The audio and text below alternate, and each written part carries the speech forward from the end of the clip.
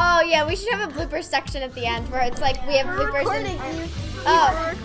No, wait, we need like to do the 1, 2, 3 cut thing, because like then we know when to start. Eve, you're making a blooper right now. I'm gonna throw something at you. All right, welcome to the first episode of Each One Teach One with your 7th grade media literacy class. My name is Eve, and this is Cassidy. Yeah. We're the hosts for the first episode. In this class, we're going to be making the invisible visible, like magic, but it's not magic because It's kind of like there's a fish and they all live in the water, and so these fish, these metaphorical they fish, don't really go out of the water, so they don't put too much mind to it. Yeah, they don't really notice that there's water around them, and it's not that they probably don't have a big enough Probably they brain don't. They probably have a sense that there is some kind of liquid around them. I don't know how fish talk. But they probably don't pay attention to it as much. Yeah. Like We in went media, off we're topic. around media so much that we don't really necessarily put too much thought mind into it. to what is actually being told and what is out there. Yes. So we're here to teach you about that.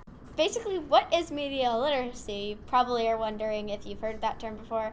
I'm sure you know roughly about it, but to explain, media literacy is defined as finding, evaluating, and analyzing information, but it's also creating and sharing media. We are trying to learn how to create something positive to help others in our society. We thought you could share some of what we're learning with you through this amazing podcast you should definitely listen to every time you can. We have a lot to learn to get into today, so our lovely classmates are going to be also explaining some of these stuff. All right, so our first amazing topic we're going to talk about is brought to you by Anvi, Caitlin, and Emma. Hi. We grew up in a time where everybody's using social media and media. Because they okay, think about it. If a baby were to go and cry, you would give them your phone so They can watch that they can Cocomelon. watch. Yeah, so they Yeah, can watch or something. play some games. Or like, and that's, yeah. And like they're that shows that social They're media growing is up like in a digital age. Yeah. And they know how to like tap on a different video. Yeah, they know how to Yeah. they know how Scroll. to access it. Yeah, my little and, like, cousin scroll knows how and- to use a phone better than me, and she's 5. Yeah, see? It's always the temptation. Like, I'll just go on my phone for 5 minutes, you know, a And tiny it turns break. into like an hour. Yeah. Yeah, and Or then it's- it might be like really late and you're super tired and you can't finish Yeah. the homework.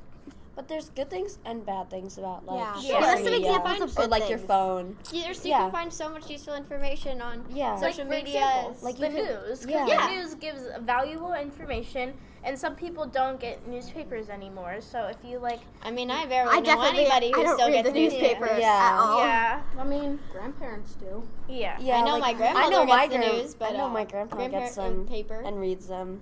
But Oh, like yeah. they like grew up doing that. They but grew, like so like different. No technology. yeah. Yeah, they didn't grow up in a digital Yeah, it was age. different. yeah. So Like how right now it's hard for like older people who didn't grow from the like digital age to like suddenly switch their life into all digital and not paper anymore. Where do you guys Yeah. find information? yeah, where do you guys? Google. So say you're having a school project. Where do you guys find? What Google. sites do you use? What apps do you use? Do you guys have like Safari, Wikipedia? I don't know. I like to like use Google and Safari like to like look up like whatever I need. Microsoft Edge, Safari, Yeah. Firefox. Yeah. I don't even know what that is. That's so old. That's really it though. Yeah, is that it then? Yeah. Yep. Oh, it's a very good segment. Thank you for that. Yeah. Thank you for sharing with us.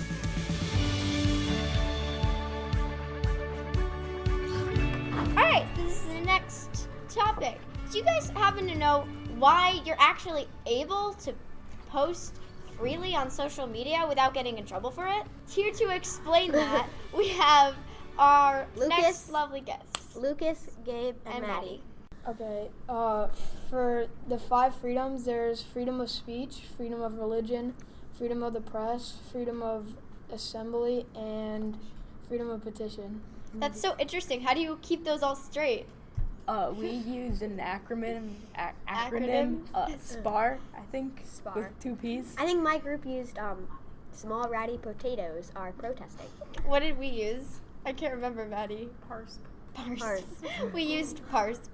Basically, the freedom of speech makes it so you're free to say anything unless it's like brings up immediate danger or like can threaten someone. So it's the same from social media and just like in the real world, right?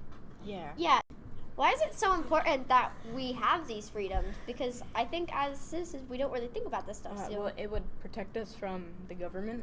If, like, I guess. Well, no, like Getting arrested, sent to sorry, jail. yeah. You Why is it so important that the government can't have us as citizens get in trouble for the things we say? Great classmate of ours who is going to be helping with this because We need some help. yeah. Special guest Kira. Like it's hard to believe that so many people around the world do not have these freedoms. For example, do people in Russia right now do not have the freedom to speak freely against the president? Why is it so amazing and important that we have these rights here in America? Well, that is a good question.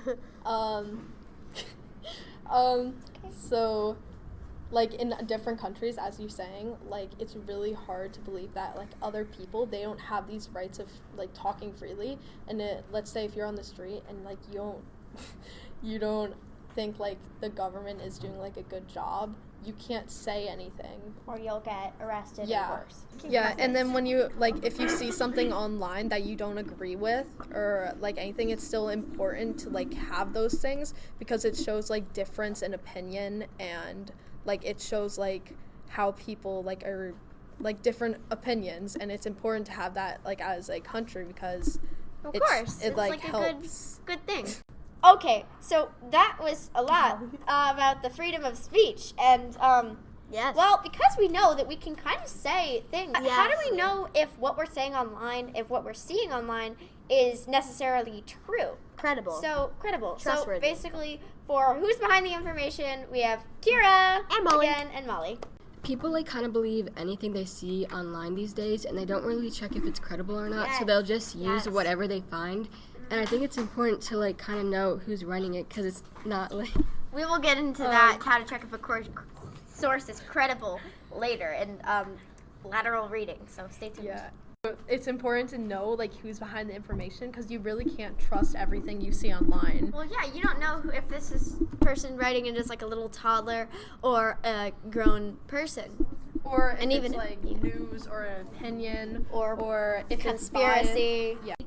Who's writing it, who's telling it, who's saying it, and a lot of people kind of like if they see like articles and texts, like it could all be fake, but people tend to think it's real all the time because that's all they see, and they don't really like dive into it. And I think it's just important to know like what it is. Really important to know, like, who's behind the information because you won't know if they're reliable, you won't know if they're going to be biased, and you won't even know if it's an opinion or if it's actual news. Yeah. So, it could be satire. Yeah. It could be satire, it could It be can like be a satire comedy. too.